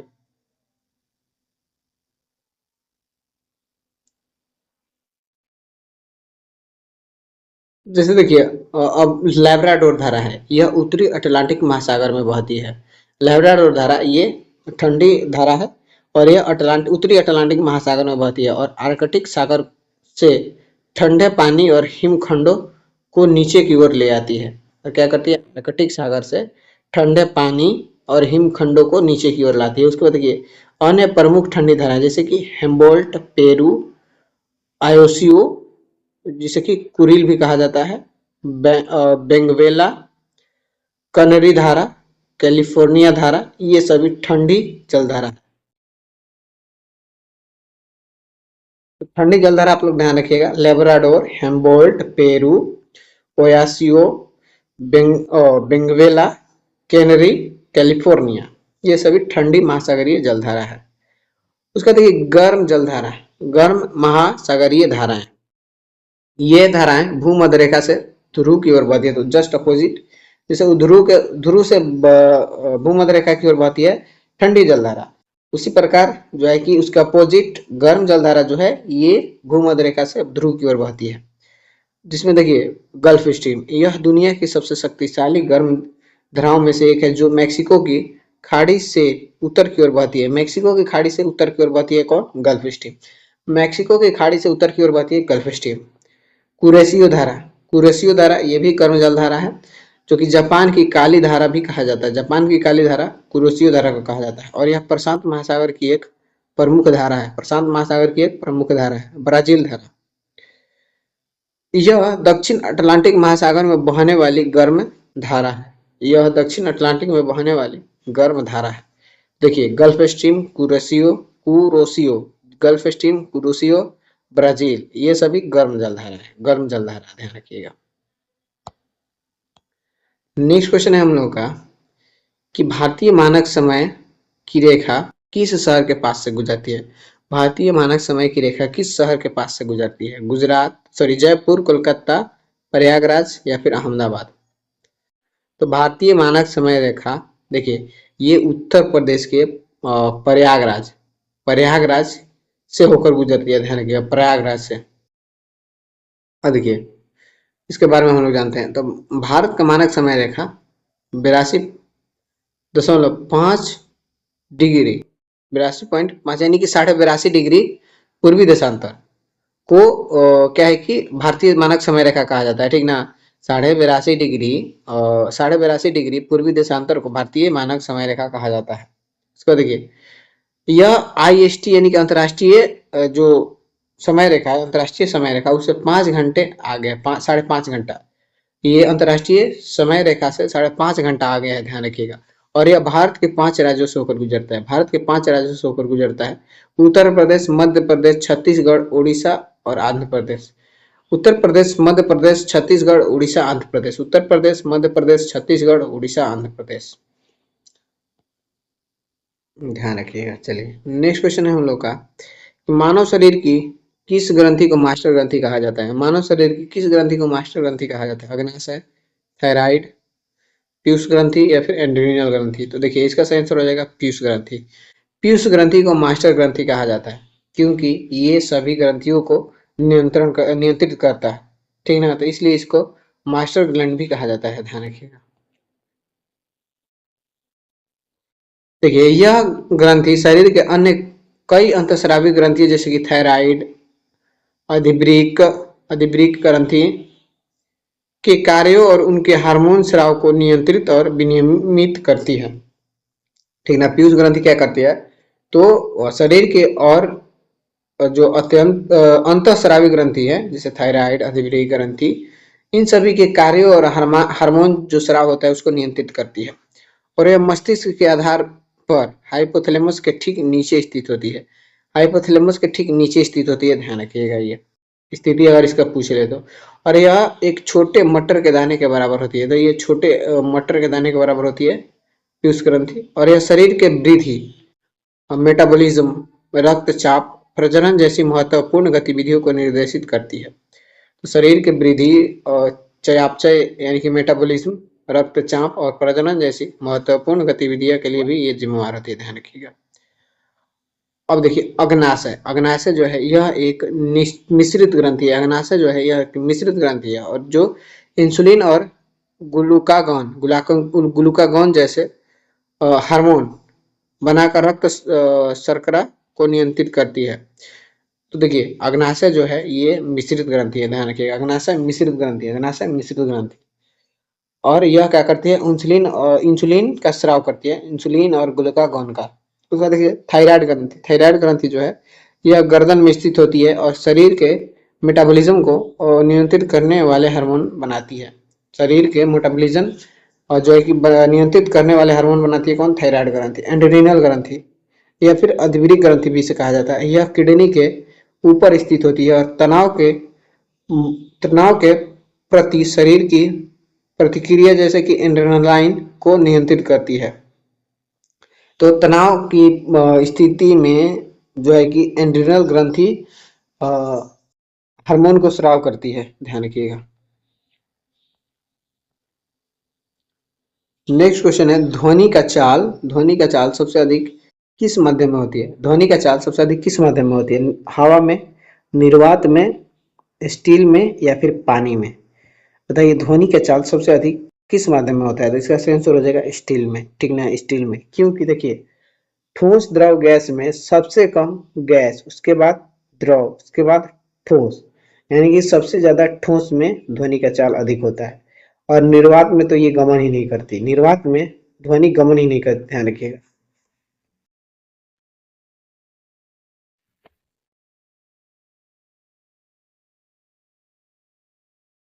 ध्वनि एक यांत्रिक तरंग है जिसे यात्रा करने के लिए माध्यम की आवश्यकता होती है। माध्यम जितना सघन और प्रत्यास्थ होगा, ध्वनि की चाल उतना ही अधिक होगी। तो जैसा कि मैंने बताया, ध्वनि को चलने के लिए माध्यम की आवश्यकता होती है, निर्वात में नहीं चल सकती। और माध्यम जितना सघन, यानी कि ठोस द्रव का जो मैंने और एग्जाम्पल दिया, इस हिसाब से आप समझ गए होंगे। ध्वनि की चाल का सामान्य क्रम इस प्रकार होता है: ठोस द्रव गैस। निर्वात में यात्रा नहीं कर सकती, जैसे कि मैं बता ही दिया। जैसे कि ये अंतरिक्ष में एक दूसरे का आवाज सुनाई नहीं देता है, ठीक ना, अंतरिक्ष में निर्यात है, कोई माध्यम नहीं, इस वजह से आवाज वहां पर सुनाई नहीं देता है। देखिए, पानी में इसका जो चाल है लगभग 1480 मीटर पर सेकंड, 1480 मीटर पर सेकंड पानी में। गैस में लगभग 343 मीटर पर सेकंड, 343 मीटर पर सेकंड। और ये देखिए, निर्वात में जो गमन नहीं कर सकती। चलिए, नेक्स्ट क्वेश्चन पे आते हैं हम लोग। तो किस विटामिन की कमी के कारण रक्त का थक्का नहीं जमता है? किस विटामिन के कारण रक्त का थक्का नहीं जमता है? Vitamin A, vitamin C, vitamin E, vitamin K? तो इसका सही आंसर हो जाएगा विटामिन के। विटामिन के कारण रक्त का थक्का नहीं बनता है, सभी को पता होगा। देखिए, विटामिन के क्या करता है, यह यकृत में प्रोथ्रोम्बिन और फाइब्रिनोजेन जैसे प्रोटीन बनाने में मदद करता है, जो रक्त का थक्का जमाने के लिए अनिवार्य है। तो रक्त का थक्का जमाने के लिए कौन सा प्रोटीन अनिवार्य है? तो प्रोथ्रोम्बिन और फाइब्रिनोजेन। और इसी को बनाने में मदद कौन करता है? तो विटामिन के। और इसकी कमी से शरीर में चोट लगने पर खून का बहना जल्दी बंद नहीं होता, जो कभी कभी जानलेवा भी हो सकता है। तो देखिए, विटामिन के की कमी से अगर कहीं आपके शरीर में कट फट जाता है तो खून बहना बंद नहीं होगा, तो खून के अधिक स्राव के कारण जानलेवा भी हो सकता है। और देखिए, इसको फिलोक्विनोन, विटामिन के वन को फिलिक्विनोन और के टू को मेनाक्विनोन के नाम से भी जाना जाता है। तो मेनली आप लोग ध्यान रखें, फिलोक्विनोन, विटामिन के का नाम फिलोक्विनोन। और यह मुख्य रूप से हरी पत्तेदार सब्जियों जैसे पालक, ब्रोकली में पाया जाता है। हरी पत्तेदार सब्जियों जैसे पालक और ब्रोकली में पाया जाता है। देखिए, विटामिन ए की कमी से रतौंधी, विटामिन बी की कमी से स्कर्वी। विटामिन ए का रासायनिक नाम जो है रेटिनॉल, विटामिन ए का रासायनिक नाम रेटिनॉल। विटामिन सी का रासायनिक नाम स्कर्बिक एसिड, ध्यान रखिए, स्कर्बिक एसिड। चलिए, और यहाँ पर विटामिन सी और ई, इसे प्रजनन, अच्छा, ऑप्शन सी में विटामिन ई दिया है, तो इसे प्रजनन विटामिन भी कहते हैं, ठीक ना, और इसे ब्यूटी विटामिन भी कहा जाता है, विटामिन ई को। क्योंकि इसकी कमी से मांसपेशियों में कमजोरी और प्रजनन क्षमता में कमी आ सकती है। और विटामिन ई की कमी से क्या है कि चेहरे पे झुर्रियां भी पड़ती है, ठीक ना। विटामिन ई की कमी से आप सभी को पता ही होगा, जब जो है कि विटामिन ई के कैप्सूल जो आता है उसको चेहरे पे आदमी यूज करता है। चलिए, नेक्स्ट क्वेश्चन पे आते हैं हम लोग कि निकट दृष्टि दोष को दूर करने के लिए किस लेंस का उपयोग किया जाता है? निकट दृष्टि दोष को दूर करने के लिए किस लेंस का उपयोग किया जाता है? और उत्तल लेंस, अवतल लेंस, बेलनाकार लेंस या फिर द्विफोक्सी लेंस? तो इसका सही आंसर हो जाएगा अवतल लेंस, ठीक ना। निकट दृष्टि दोष को दूर करने के लिए अवतल लेंस का उपयोग किया जाता है, अवतल लेंस का।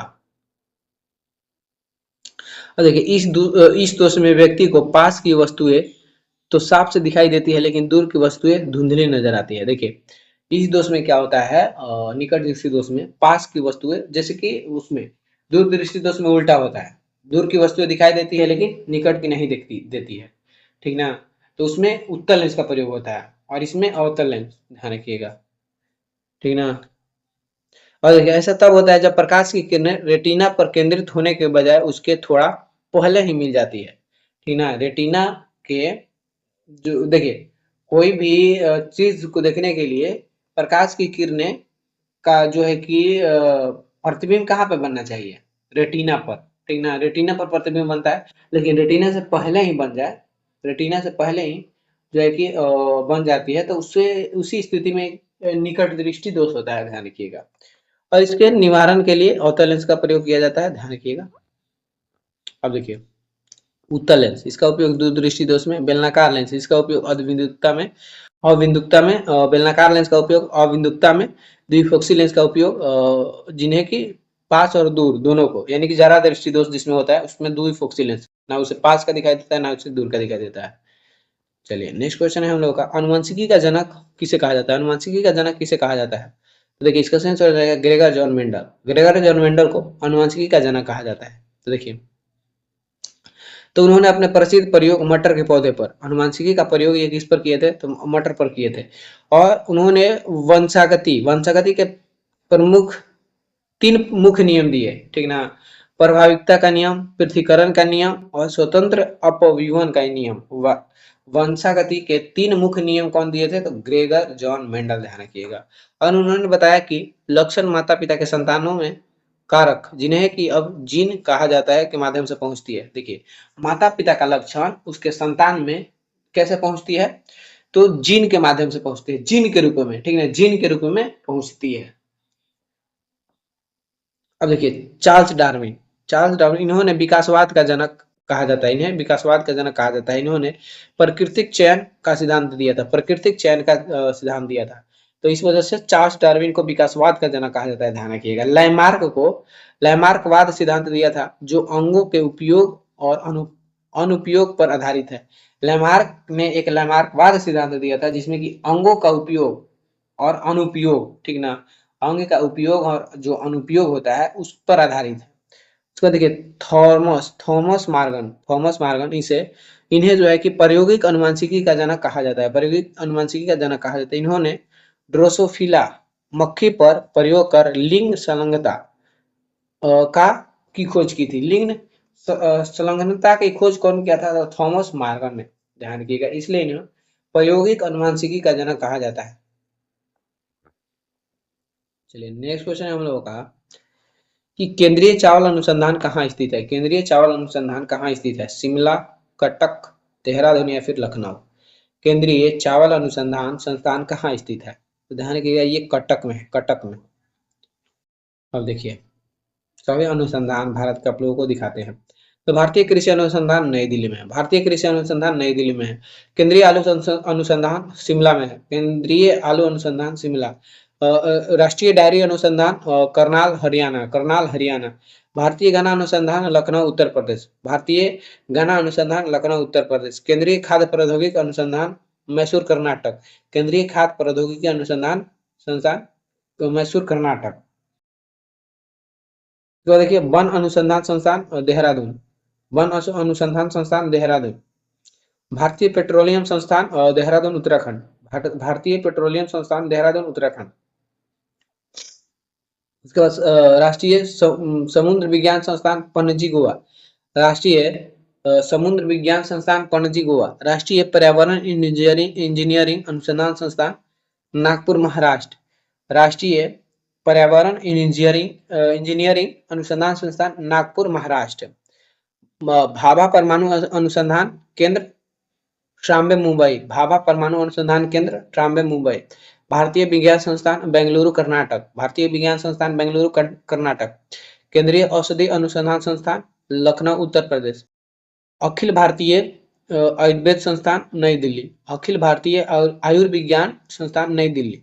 Tata institute of fundamental research Mumbai Maharashtra. Next question है कि सार्क का मुख्यालय कहाँ स्थित है, सार्क का मुख्यालय कहाँ स्थित है, ढाका, नई दिल्ली, काठमांडू या फिर कोलंबो। सार्क का मुख्यालय कहाँ स्थित है, देखिए इसका सही आंसर हो जाएगा काठमांडू, सार्क का मुख्यालय काठमांडू में है। देखिए सार्क का पूरा नाम south Asian association for regional corporation, south Asian association for regional corporation, यानी कि दक्षिण एशियाई क्षेत्रीय सहयोग संगठन, ये सार्क का पूरा नाम है। और इसकी स्थापना 8 दिसंबर 1985 को ढाका बांग्लादेश में हुई थी, 8 दिसंबर 1985 को ढाका बांग्लादेश में हुआ था। 16 जनवरी 1987 को काठमांडू में स्थापित किया गया। अब देखिए इसका मुख्यालय जो है 16 जनवरी 1987 को काठमांडू में स्थापित किया गया था और इसके 8 सदस्य देश है भारत, पाकिस्तान, बांग्लादेश, नेपाल, भूटान, श्रीलंका, मालदीव, अफगानिस्तान, जो कि 2007 में शामिल हुआ था। अफगानिस्तान 2007 में शामिल हुआ था, ध्यान रखिएगा। अब देखिए कुछ अन्य प्रमुख वैश्विक संगठनों के मुख्यालय, जैसे कि संयुक्त राष्ट्र का न्यूयॉर्क में, संयुक्त राष्ट्र न्यूयॉर्क, विश्व बैंक वाशिंगटन डीसी, विश्व बैंक का मुख्यालय वाशिंगटन डीसी, विश्व स्वास्थ्य संगठन यानी कि डब्ल्यूएचओ और डब्ल्यूटीओ यानी कि विश्व व्यापार संगठन, ये Geneva Switzerland, WHO WTO Geneva Switzerland, UNESCO Paris France, यूरोपीय संघ और नाटो का ब्रुसेल्स बेल्जियम, यूरोपीय संघ और नाटो का ब्रुसेल्स बेल्जियम, एशियाई विकास बैंक यानी कि एडीबी का मनीला फिलीपींस, आसियान का जकार्ता इंडोनेशिया, इंटरपोल का लियोन फ्रांस, अंतर्राष्ट्रीय न्यायालय का हेग नीदरलैंड, ब्रिक्स बैंक और शंघाई चीन। देखिए जिनेवा स्विट्जरलैंड में किसका मुख्यालय है, तो WHO, WTO, ILO, red cross, वीपो यानी कि विश्व बौद्धिक संपदा जिनेवा स्विट्जरलैंड में WHO, WTO, ILO, red cross और विश्व बौद्धिक संपदा का मुख्यालय है, ध्यान रखिएगा। चलिए नेक्स्ट क्वेश्चन हम लोग का कि विंग्स ऑफ फायर किसकी आत्मकथा है? विंग्स ऑफ फायर किसकी आत्मकथा है? जवाहरलाल नेहरू, महात्मा गांधी, एपीजे अब्दुल कलाम, सचिन तेंदुलकर। तो विंग्स ऑफ फायर ये एपीजे अब्दुल कलाम, डॉक्टर एपीजे अब्दुल कलाम के है, APJ Abdul Kalam. Discovery of India ये जवाहरलाल नेहरू का है, discovery of India Jawaharlal Nehru का। Divided India doctor Rajendra Prasad, divided India doctor Rajendra Prasad. Unhappy unhappy Lala Lajpat Rai, unhappy India Lala Lajpat Rai. India sorry ignited minds और India 2020 APJ Abdul Kalam. Exam warriors Narendra Modi. My country my life L K Advani. Hind Swaraj Mahatma Gandhi. Golden threshold broken wings Sarojini Naidu. Unbreakable Mary Kom. The race of my life Milkha Singh. A century is not enough, Sourav Ganguly. The god of small things Arundhati Roy. और इसके लिए इन्हें विजेता Booker पुरस्कार भी मिला था, Booker पुरस्कार भी। और देखिए midnight children Salman Rushdie. Trend Pakistan Khushwant Singh. Next question है नोबेल पुरस्कार जीतने वाले प्रथम भारतीय कौन थे? CV Raman, mother Teresa, Rabindranath Tagore या फिर अरगोविंद खुराना। देखिए पहली बार कौन सा पुरस्कार है? नोबेल पुरस्कार पहली बार जीतने वाले रविन्द्रनाथ टैगोर। इसकी शुरुआत 1901 में, नोबेल पुरस्कार की शुरुआत कब से हुआ है? तो 1901 में अल्फ्रेड नोबेल की याद में। और देखिए कुल 6 क्षेत्रों में दिया जाता है, भौतिक, रसायन, चिकित्सा, साहित्य, शांति और अर्थशास्त्र है। और इसकी शुरुआत 1968 में हुई। देखिए पहले 5 ही क्षेत्र में दिया जाता था, भौतिक, रसायन, चिकित्सा, साहित्य और शांति, लेकिन अर्थशास्त्र के क्षेत्र में भी पुरस्कार देने की शुरुआत 1967 में हुआ और पहली बार दिया गया 1969 में। पहली बार अर्थशास्त्र का पुरस्कार 1969 में दिया गया था। और देखिए प्रतिवर्ष 10 दिसंबर को अल्फ्रेड नोबेल की पुण्यतिथि के दौरान ये पुरस्कार दिए जाते हैं। 10 दिसंबर को शांति का नोबेल ओस्लो नॉर्वे में, शांति का जो नोबेल दिया जाता है ओस्लो नॉर्वे में, जबकि अन्य सभी स्टॉकहोम स्वीडन में दिए जाते हैं। अन्य सभी नोबेल शांति को छोड़कर ये स्टॉकहोम स्वीडन में दिया जाता है, सिर्फ शांति वाला ओस्लो नॉर्वे में दिया जाता है। अब देखिए नोबेल पुरस्कार विजेता 2025 का शांति में नोबेल पुरस्कार मरियाना मचाडो को। साहित्य का नोबेल लास्जुलो क्रासजन हरकोई। अर्थशास्त्र में Joel Mokyr, Philippe Aghion, Peter Howitt को मिला है। चलिए अब भारतीय नोबेल विजेता सबसे पहले रविन्द्रनाथ टैगोर को 1913 में नोबेल पुरस्कार मिला था। साहित्य के क्षेत्र में ये प्रथम भारतीय और एशियाई भी थे जिन्हें की पहली बार नोबेल पुरस्कार मिला था। उसके बाद देखिए सीवी रमन को 1930 में मिला था भौतिक रमन प्रभाव के लिए, भौतिक के क्षेत्र में रमन प्रभाव के लिए। हरविंद खुराना को 1968 में मिला था, हरविंद खुराना को 1968 में मिला था चिकित्सा के क्षेत्र में कृत्रिम जीन संश्लेषण के लिए, कृत्रिम जीन संश्लेषण के लिए चिकित्सा के क्षेत्र में हरगोविंद खुराना को मिला था। मदर टेरेसा को 1979 में शांति के क्षेत्र में, और यह प्रथम भारतीय महिला विजेता भी है मदर टेरेसा। नेक्स्ट क्वेश्चन है हम लोगों का कि भारत का प्रथम राष्ट्रीय उद्यान कौन सा है? भारत का प्रथम राष्ट्रीय उद्यान कौन सा है? कान्हा राष्ट्रीय उद्यान, जिम कॉर्बेट राष्ट्रीय उद्यान, काजीरंगा राष्ट्रीय उद्यान या फिर गिर राष्ट्रीय उद्यान? तो इसका सही आंसर हो जाएगा जिम कॉर्बेट राष्ट्रीय उद्यान। जिम कॉर्बेट राष्ट्रीय उद्यान इसका सही आंसर हो जाएगा। भारत का प्रथम राष्ट्रीय उद्यान जिम कॉर्बेट राष्ट्रीय उद्यान। देखिए जिम कॉर्बेट जो है ये उत्तराखंड में, जिम कॉर्बेट राष्ट्रीय उद्यान उत्तराखंड में है।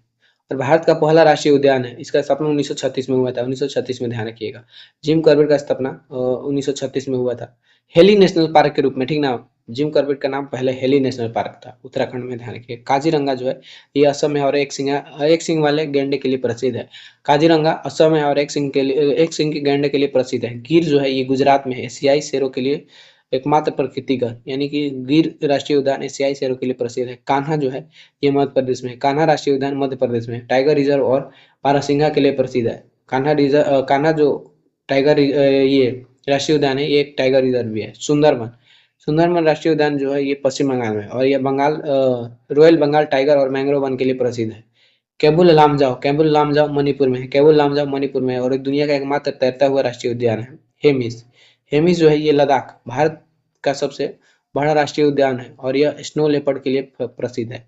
भारत का सबसे बड़ा राष्ट्रीय उद्यान हेमिस है, और यह स्नो लेपर्ड के लिए प्रसिद्ध है, लद्दाख में है। साउथ बटन ये अंडमान निकोबार जो कि भारत का सबसे छोटा राष्ट्रीय उद्यान है। साउथ बटन अंडमान निकोबार में है, और यह भारत का सबसे छोटा राष्ट्रीय उद्यान है। रणथंभौर ये राजस्थान में है, बाघों के लिए प्रसिद्ध है। पेरियार ये केरल में है, जंगली हाथियों के लिए प्रसिद्ध है। सर्वाधिक राष्ट्रीय उद्यान मध्य प्रदेश में, ध्यान रखिए। सर्वाधिक राष्ट्रीय उद्यान जो है कि मध्य प्रदेश में 11+ है। सबसे नया राष्ट्रीय उद्यान देहिंग पटकाई जो कि असम है। सबसे नया राष्ट्रीय उद्यान ध्यान रखिएगा देहिंग पटकाई है, देहिंग पटकाई। और देखिए भारत का पहला टाइगर रिजर्व जिम कॉर्बेट, और बाघों की सर्वाधिक संख्या मध्य प्रदेश में। देखिए भारत में सर्वाधिक बाघों की संख्या मध्य प्रदेश में, इसलिए इसे टाइगर स्टेट भी कहा जाता है, टाइगर स्टेट। तो हम लोग का क्वेश्चन यहीं पे समाप्त होता है, ठीक। तो आई होप कि आप लोगों को वीडियो पसंद आई होगी, और सारी क्वेश्चन भी अच्छे अच्छे थे, तो क्वेश्चन भी आप लोगों को अच्छे लगे होंगे, और उससे संबंधित सारी चीज जितने भी आप लोग देखें, तो अगर वीडियो पसंद आई है तो वीडियो को लाइक कर दे, चैनल पर नए हैं तो चैनल को सब्सक्राइब कर दे, और पहले वाली वीडियो नहीं देखे हैं इसका प्लेलिस्ट बना हुआ है, सभी वीडियो देखें, और अपना जीके जी इसका जो पोर्शन है काफी स्ट्रॉन्ग बना है, ठीक। चलिए मिलते हैं नेक्स्ट वीडियो में, तब तक के लिए अपना ध्यान रखिए और अच्छे से पढ़ाई करते रहिए।